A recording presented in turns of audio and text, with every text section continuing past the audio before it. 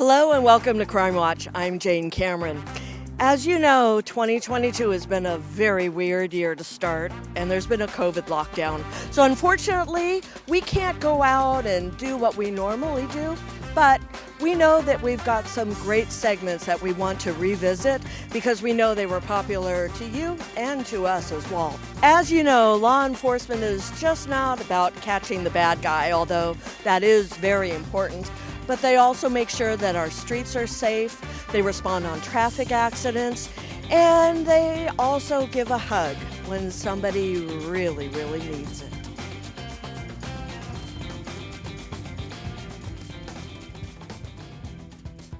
Sergeant Escamilla, with you being in charge of the social media group, there was an interesting post that got a lot of attention from the followers recently about a suicide attempt. Can you give a little overview of that? Yeah, sure. So almost a couple months ago now, officers on patrol received information that there was a male individual over one of our overpass within the city. And on top of the overpass, this person was on top of a very large or very tall gate. And as people were going by, they feared that he was going to jump off. Below was a freeway. So officers promptly responded, established communication with this gentleman, and began trying to talk him down. Sergeant Weaver, you were one of the ones that responded, and your picture was on the social media post. Explain to me what happened when you arrived and what you did. So there was a few other officers that had arrived prior to me, and they were trying to engage with him and to get him to talk and just open up to find out what exactly was going on with him. He wasn't very open with that. He did not want to have any kind of dialogue with anybody. It had gone on for probably 15, 20 minutes. And then at some point, I noticed that I was also trying to engage with him as well. And he didn't really want to have any kind of communication at all, actually. And then at some point towards the tail end of him being up on top, he started to take some deep breaths, and I felt like he was trying to convince himself to go ahead and fall. And at that point, I really started to engage with him further, raising my voice so that he can hear me. It was difficult with being on the overpass of the freeway. A lot of cars were driving by, so the sound was also muffled because of that. So I think at that point I knew something had to be done with speaking with him. And I got a little bit of eye contact with him. And at that point, we started to engage a little bit. He started to communicate a little bit. And we just kept talking. And then at some point, I was able to get him to come down. We've always talked on this show about the toolbox that officers have to carry, that you have to be a counselor, you have to be, an enforcer, you have to be this, you have to be that. How difficult is it for you or for any officer to be in a situation like this where the tools on your belt are not what you're going to use in this type of a situation? It's a very unique situation to be in. This is the first time I've had that experience where somebody was going to potentially, jump off of a freeway overpass. So having, background in dealing with mental health, our department does a lot of training with that.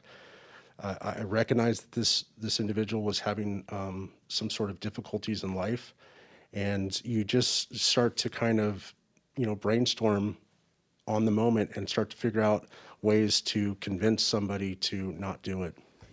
What about the officers that are at the scene? Especially this guy was on the very high top of a fence. Was there a lot of time to get someone out there? No, we had very limited time. We were coordinating with the Orange County Fire Authority as well to assist with the big airbags that they have to put them down at the bottom of the freeway to help alleviate the fall. So there's a lot of stuff going on behind the scenes while we're engaging with the individual. Have you heard whether he's doing okay now? Yes, I have been in contact with him, and he is improving, and he is on the right path. How does this affect you when you know that you made such a difference in someone's life? Does that carry on with you after the situation is done? Yes, it was a pretty emotional experience for me because, like I said, I've never experienced somebody that was eminent to that extent, knowing the outcome, because there was no doubt in my mind if he did fall that he was not going to survive. So that's an added stress, definitely an added stress. You think about it over time, and to this day, I still think about it. There's a lot of things that officers do that the public really doesn't have a clue on how it affects the officers when they're involved with situations like this one. Yeah, and one thing I must say about Sergeant Weaver here is he's being very modest. He's a true hero. He sincerely is. We know the details and the specifics, and out of respect for the individual involved, we can't divulge those into those details. But as he also said, our officers go through extensive training with mental health, and this is a constant thing that we talk about, not just in a formal classroom setting, but in briefing. In fact, I guarantee that Sergeant Weaver debriefed this entire incident probably multiple times with different crews and shares experiences and the do's and don'ts of what worked for him. And at the end of the day, it sounds like Sergeant Weaver just established that dialogue and that contact with that human and spoke like a human being versus like an officer. So it worked out for us.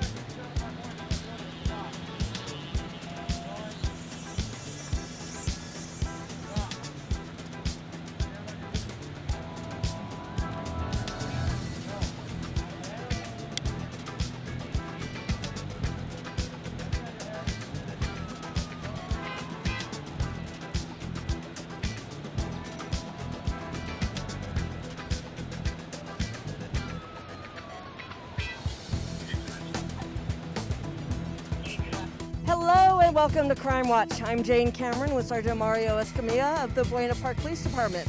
We are in a parking lot at the shopping mall, and it's just finishing now. A pretty exciting thing to start our first segment of the day.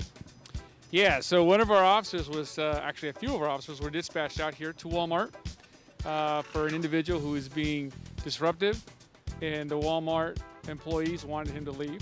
So our officers asked him kindly to leave. He refused to speak with them, but eventually left the premises, walked out into the street, and our officers observed him acting suspicious. So the handling officer kept an eye on this individual, who then proceeded to walk back into the parking lot of Walmart, and she saw this individual go into a car, ran the plate, and it came back as a stolen vehicle. And that's when we heard it. We were getting ready to start this show tonight, and we were at the police department, and we had about a minute and a half to talk when Sergeant Escamilla said, "Quick, get in the car, let's go." And we ran code 3 over here as well. Some people may say that there were a lot of police officers here, but I know you have something different to say to that. Well, I mean, of course, it seems like a lot. It seems like a lot's going on. It seems a little overbearing. But when officers are conducting a high-risk vehicle stop, we are trained to pull out our firearms. We also are trained to pull out less than lethal options. In this case, they had a couple of less than lethal shotguns.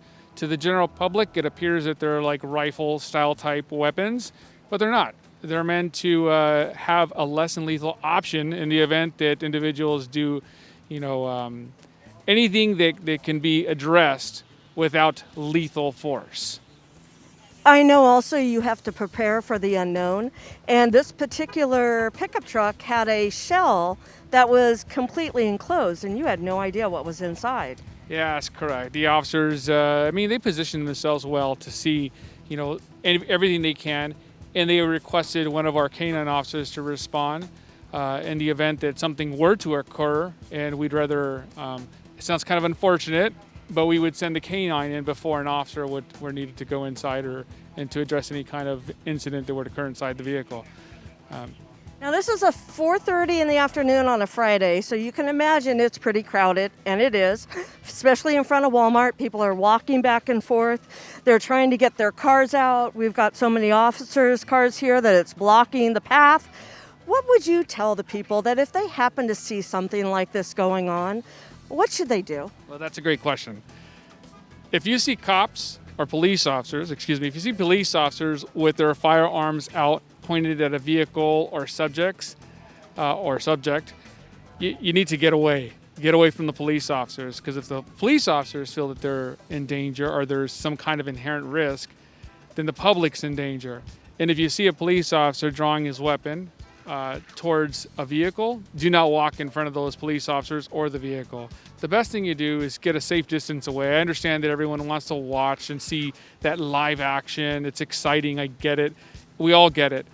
But you don't want to walk behind police officers and startle them. You don't want to be too close to the danger, because the fact of the matter is the public does not know what law enforcement officers are addressing at the time. And there's always more to the story. And we never know when an individual who's being detained or stopped in this manner can come out and become violent, whether it's with a weapon or anything else. Just recently, we had a sergeant over in San Bernardino, chasing an individual, and he was shot and killed tragically. And these instances occur all the time. And we, as law enforcement officers or people, just don't know when that's going to happen. We have no idea who we're stopping. We have no idea their background, what they're doing, so forth and so on. In fact, as I said before, our officers try to talk to this individual, several minutes beforehand, and he refused to provide them with any information or even speak with them, which sometimes that can be okay, given the circumstances. But again, we have no idea if this individual is armed, if he's harmful to anybody, if he's perhaps suicidal. We have no knowledge of that.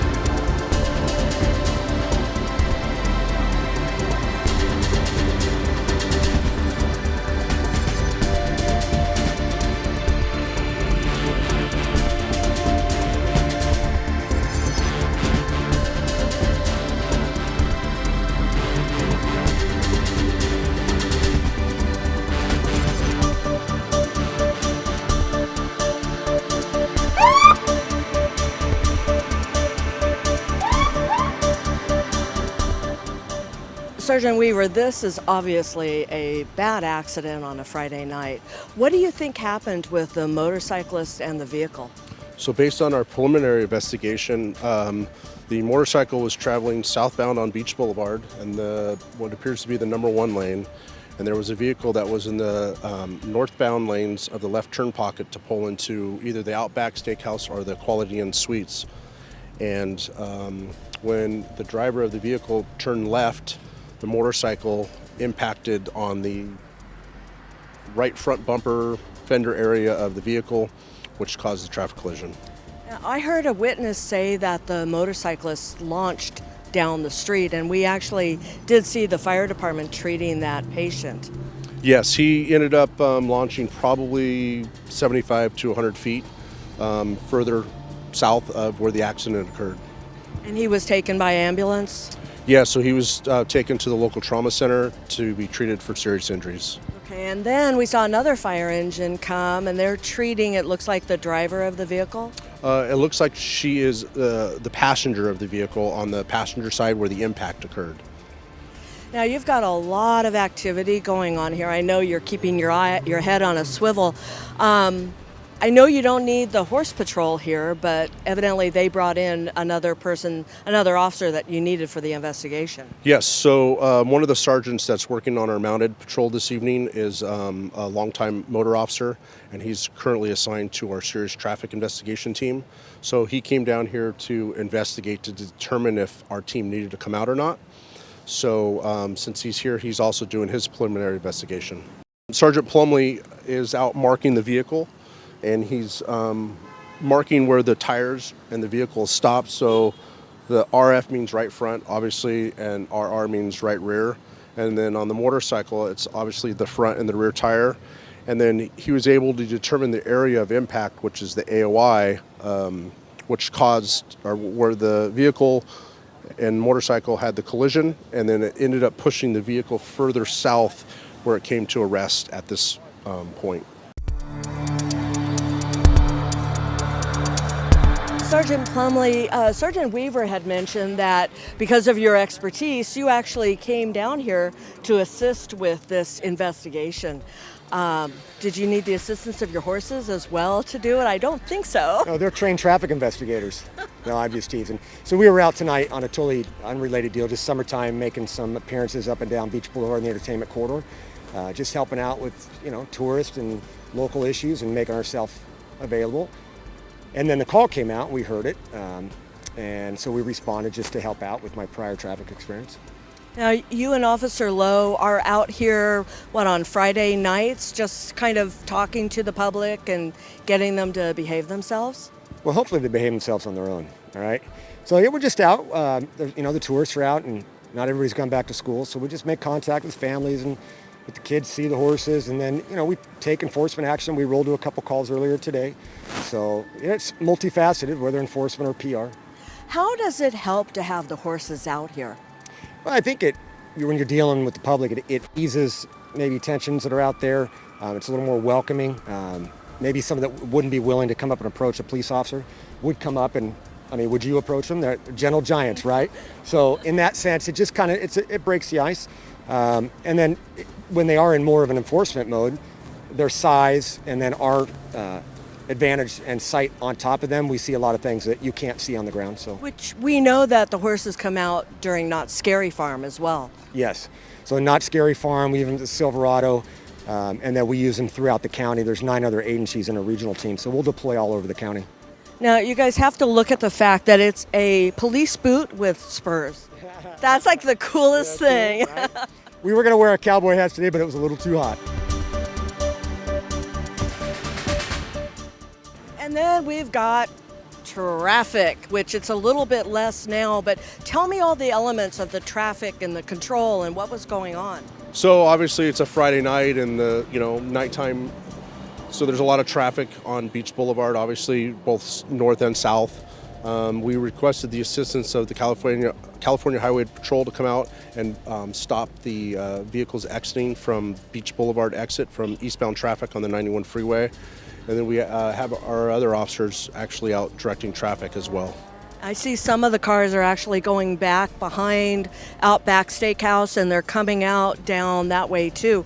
With everyone being in the street, there's a little bit of a safety risk too for that driver that's paying attention to this and not us. Correct. So, we have our vehicles set up strategically to protect us while we're conducting our investigations, and we're rerouting traffic to go through a parking lot to go around so we can alleviate as much traffic as we can and keep it flowing.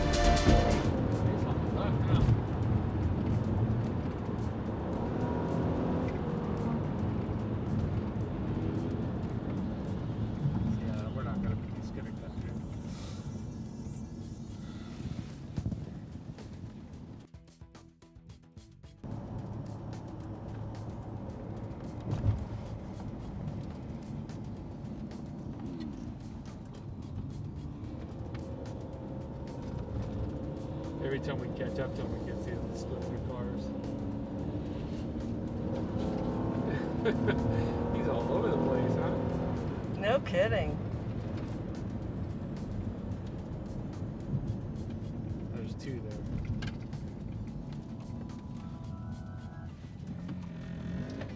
You did it again. Zero.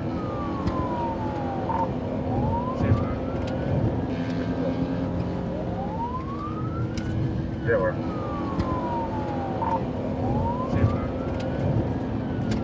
Stand by.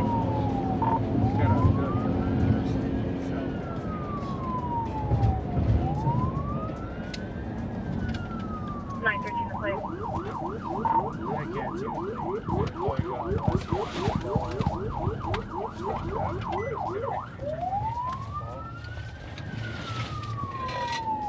Copy eastbound ball. And now he's northbound on Beach. Northbound reach from ball. And the one's going to be trying.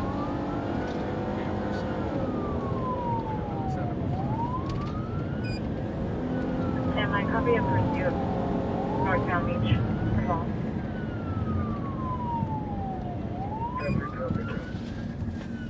Cover. Made a right. Coming up on orange, and it looks like he's going to be going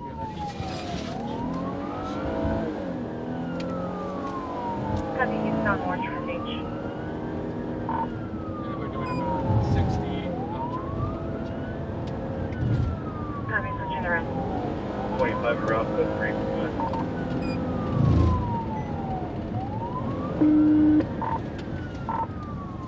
23. Sam 9 control on red. You see him? 23-7. Yeah. Standby 7.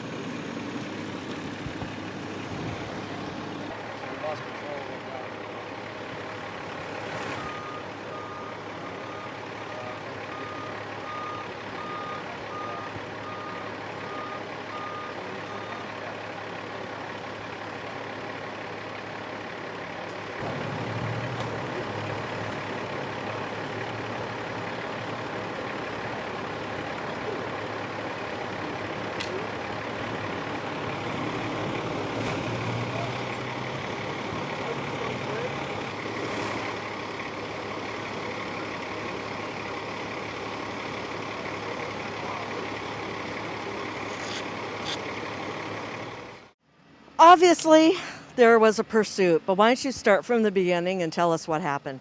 Well, essentially, we just observed an individual who was riding a motorcycle recklessly. He was doing wheelies and driving at a high rate of speed. So we wanted to pull him over and have a chat with him. And essentially, my goal was to just reprimand him verbally and tell him to stop, making sure that he had a Class M motorcycle license and whatnot. But evidently, he didn't want to stop, and he subsequently fled from us.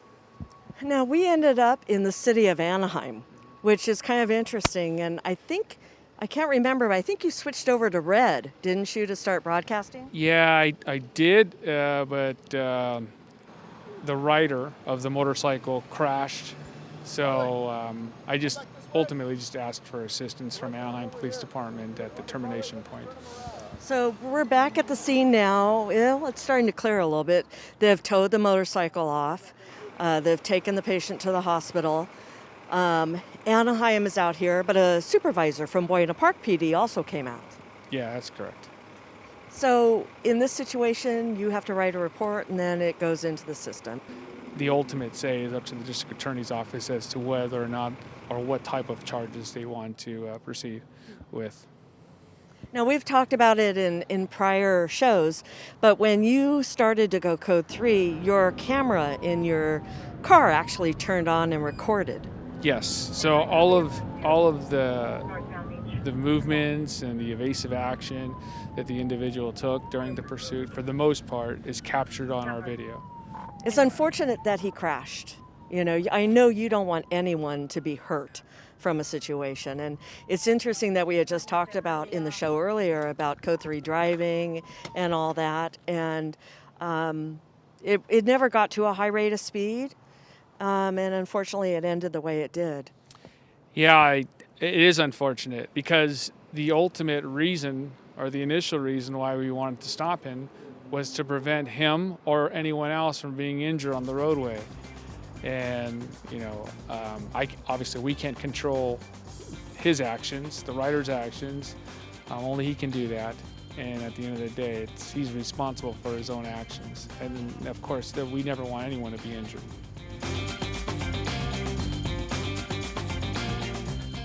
So that's our show for tonight. If you have any questions about the show or anything else, make sure to call the Buena Park Police Department at 562-3901. I say it every single time, but honestly, they have a great social media unit, so you need to make sure that you follow them on Instagram, Facebook, and Twitter. I'm Jane Cameron. Thanks for watching.